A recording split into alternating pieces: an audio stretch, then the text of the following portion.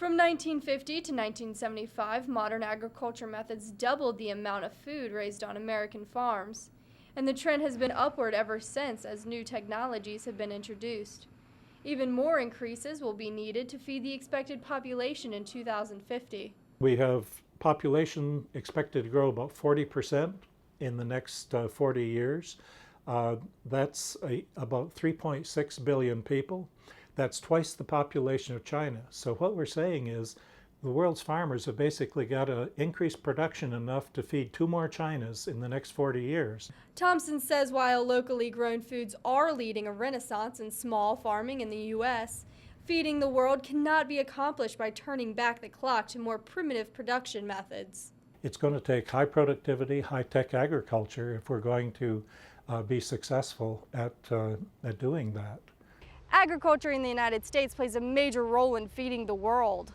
98% of farms here in America are family-owned and operated, like Monk Sanford's in Orange, Virginia, where he's a 5th-generation farmer. An average American farm is able to feed 155 people annually. Virginia farmers export about $2.2 billion of farm products to the world each year. The U.S. Census of Agriculture records a wide range of farm sizes in Virginia, from large to medium to the smaller operations that typically provide local foods. All of them are part of the $55 billion total farm economy in Virginia. Well, it's a good feeling to know you're feeding the world.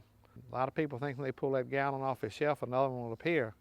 Yeah, that doesn't always happen that way. So I think a lot of people realize where it's coming from, and with that, there's added respect. Modern technology has also allowed American farmers to greatly reduce the amount of natural resources needed to produce food. But Sanford says there will always be family farmers raising that food. When I got out of high school and started here, I was working here all through school, our farm consisted of 599 acres.